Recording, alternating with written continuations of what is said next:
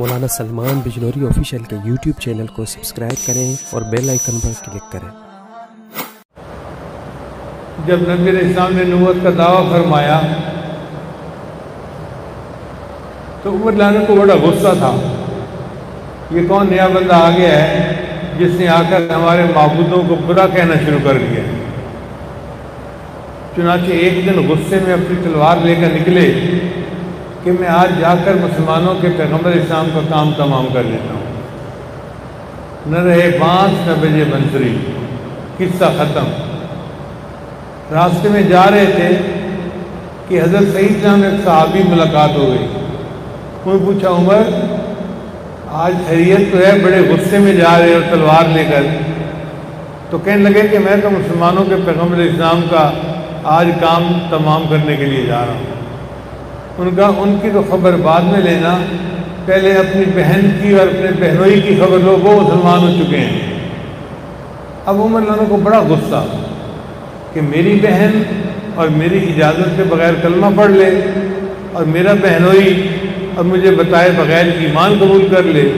چنانچہ وہیں سے اپنے بہن کے گھر آ گئے۔ دروازہ کھٹکھٹایا، بہنوئی نے پہچان لیا کہ عمر لانو ہیں اور غصے میں ہیں۔ وہ تو چھپ گئے، اس وقت وہ قرآن مجید کی تلاوت کر رہے تھے۔ بہن نے دروازہ کھولا تو ملاقات ہوئی، پوچھا کہ میں نے سنا ہے کہ تم مسلمان ہو گئے ہو۔ بہن نے کہا اگر اسلام سچ ہے تو اس کو قبول کرنے میں کیا رکاوٹ ہے؟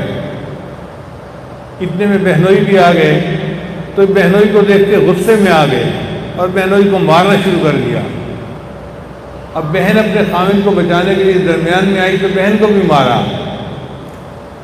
کہتے ہیں کہ جب بہن کے تھپڑ لگا تو اس کی آنکھوں سے تو آنسو آئے، مگر وہ سامنے کھڑی ہو کے کہنے لگی عمر جس ماں کا دودھ تو نے پیا ہے اسی ماں کا دودھ میں نے پیا ہے۔ تو ہمارے جسموں سے جان تو نکال سکتا ہے، ہمارے دلوں سے ایمان کو نہیں نکال سکتا، جو مرضی کر لے۔ اب بہن کی یہ بات ان کے سینے میں اتر گئی، نرم پڑ گئے۔ پھر کہنے لگے اچھا بتاؤ تم کیا پڑھ رہے تھے؟ اس وقت بہنوئی نے ان کو سورہ طٰہٰ کی کچھ آیات پڑھ کر سنائی۔ طٰہٰ ما انزلنا علیک القرآن لتشقیٰ الا تذکرۃ لمن یخشیٰ۔ پڑھتے پڑھتے جب اس آیت سے پہنچے اننی انا اللہ لا الہ الا انا فاعبدنی واقم الصلاۃ لذکری، تو کہنے لگے اچھا مجھے بھی اپنے پیغمبر اسلام کے پاس لے کے جاؤ۔ چنانچہ بہنوئی ان کو نبی اسلام کی خدمت میں لے کر آئے۔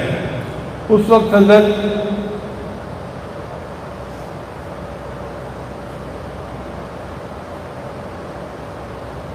نبی علیہ السلام ایک مکان کے اندر کنڈی لگا کر کلمے کی تعلیم دیا کرتے تھے، کیونکہ کفار کا ہجوم تھا اور ان کا خطرہ ہوتا تھا۔ دار ارقم میں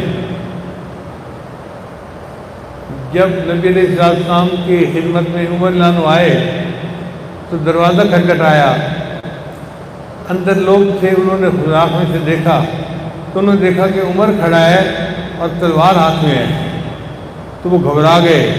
اے اللہ کے نبی صلی اللہ علیہ وسلم عمر باہر کھڑا ہے اور ہاتھ میں تلوار ہے، لگتا ہے وہ تو لڑائی کے لیے آیا ہے۔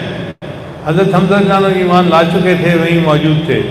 انہوں نے فرمایا ڈر کی بات نہیں ہے، عمر کو آنے دو، اگر اچھے ارادے سے آیا ہے تو بہت اچھا، اور اگر برے ارادے سے آیا ہے تو اسی کی تلوار سے میں اسی کی گردن کاٹوں گا۔ چنانچہ دروازہ کھولا گیا، مگر حضرت عمر لانو کا تو معاملہ ہی کچھ اور تھا، دل میں اثر ہو چکا تھا اور دل میں محبت آ چکی تھی۔ چنانچہ آ کے کلمہ پڑھا اور مسلمان ہو گئے۔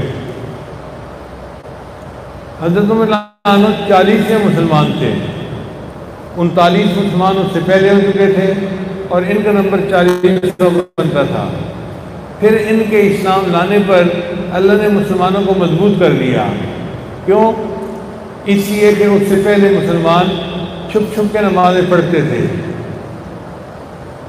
جب حضرت عمر نے کلمہ پڑھ لیا تو انہوں نے نبی علیہ السلام کی خدمت میں عرض کیا، اے اللہ کے نبی صلی اللہ علیہ وسلم اب تو میں نے کلمہ پڑھ لیا ہے، اب چھپ کے کیا نماز پڑھنی، چلے چل کے حرم میں نماز پڑھتے ہیں۔ اس سے پہلے مسلمانوں نے حرم میں نماز نہیں پڑھی تھی کبھی باجماعت۔ اب عمرانو چلے، حضرت حمزہ جانو چلے، اور پھر نبی علیہ السلام اور ان کے صحابہ چلے۔ کتابوں میں لکھا ہے کہ اسلامی تاریخ کا وہ دن بڑا ہی پرسکون تھا کہ جب یہ سب لوگ اسلام کے عظمت ظاہر کرنے کے لیے حرم میں جا رہے تھے نماز پڑھنے کے لیے۔ پھر عمر اللہ نے وہاں جا کر اعلان کیا کہ میں مسلمان ہو چکا ہوں اور ہم نماز پڑھیں گے،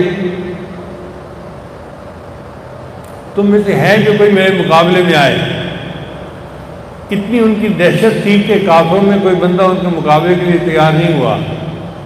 چنانچہ حضرت عمر اللہ عنہ کی موجودگی میں نماز باجماعت ادا کی گئی۔